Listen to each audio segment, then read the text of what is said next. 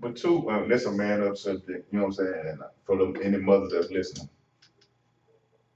let your child be coached by somebody, by a man. Please, please. If the man hollers or raises his voice at your child, bite your lip. Right. Because he's doing it because he cares. Because if you don't allow this child to get reprimanded, you don't allow this child, somebody to yell at him and get on their ass. Long as he's not cussing at them or talking vulgar, if there's somebody talking to these kids stern, hush. Right. Yeah. Because guess what? When they get 15, these days 13, 14, start smelling themselves, they going upside your head. Right. You're going to wish that man would have reprimanded that child. I've coached Little League football and basketball, and I've seen parents, mothers, get on the field at a coach. Don't talk to my son like that. But all he was doing is telling him what he did wrong. Yeah, he might have raised his voice, but he's telling your child what he did wrong and what to do to correct it. You didn't like the tone of his voice, but what male figure is in his life to teach him from what he's doing wrong? Right. You're not allowing the coach to be a coach. If you don't want nobody to coach your kid, get him off the field. Don't need to be out there. And the coach told him right in there, here's his, take off my helmet, take off my shoulder pads, and you can go home with you.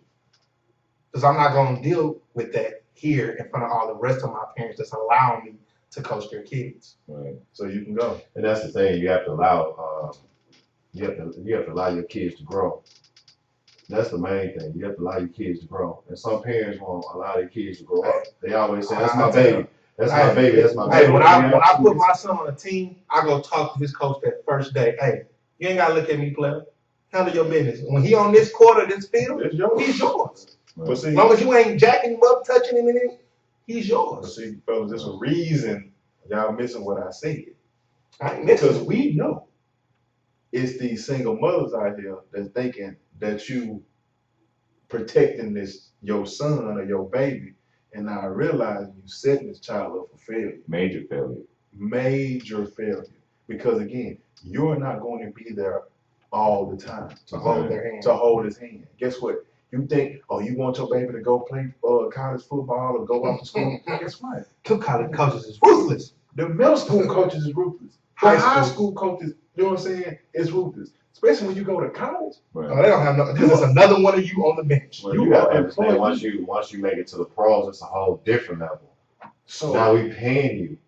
In college, we paying you technically. Yeah, I'm just saying, but I'm talking about when you let's be real with it. Yeah, I'm just saying. But here's an example of what he's speaking about is these mamas won't even let the kids get to that point. Mm-hmm. They won't even let a kid be coached, to be disciplined, to be able to go on past high school because he's going to encounter that, right, and then he's not going to be able to deal with it. He can't be coached. He can't be coached. He's going to be back in your face. And then that goes back to what you said, upside your head and in the neighborhood kicking up dust because you got first of all, you got a highly conditioned young male running around 18, 19 with nothing to do. And you know this, and I know this. The toughest transition in life is going from whatever you like to do to doing whatever you don't know what's next. So for an athlete, that is going from playing to not playing, whether it's in high school, college, or afterwards.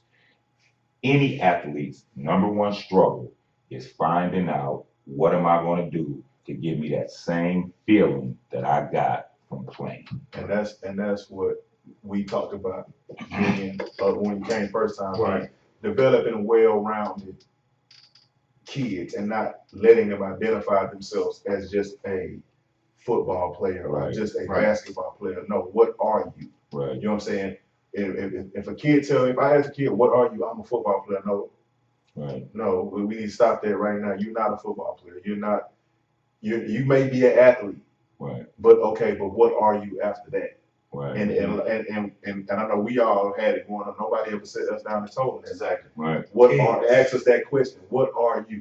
Because I know when I was in high school, I'm a football player. That's what I said. I'm a basketball player. Yeah. And then and that's why that transition is so hard. Because once it's done, Once you can't identify that anymore, Right, now you're lost. exactly. Now you don't have, it's an identity crisis Exactly. because you're not well developed. You know what I mean? So parents, let your child be coached, Right. and two, develop well-rounded individuals and not just kids that aspire to be athletes, because we all know that's you got a better chance of getting struck by lightning. But you know, Right. you have parents too just trying to just put their kids out there just for Yeah, the I'll take them to athletics. camps. Let me I'll tell you, take them because there, I you know know, tutoring. 5 years Right. from now he's gonna be the #1 draft pick. So Yeah. you know, it's all about the cash now. And Yeah, it's I'm gonna not put him in his camps. I'm gonna put him in this, but right. he getting a 70 in reading, but you ain't put him in no tutoring for reading. Exactly. But you're gonna put him in camps for basketball, football, track, and all this. But no, he need to go get some tutoring in math.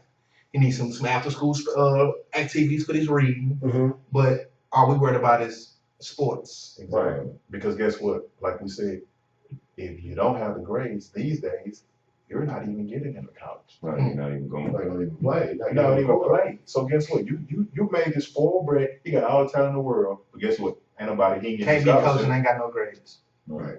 So where that lead you? Okay, and you know there's millions of guys out there that's hungry and wanting that spot, man. So They what got the no coach is gonna grades. do? And Right, I'm just saying when you look at you say, yeah, you got the talent, but look at this kid, he may not have the talent, but in Yeah, 5 he's years he's gonna gonna be right there, he's gonna be on the same level you are. You know what I mean? So well, fellas, Clock on the wall says it's all.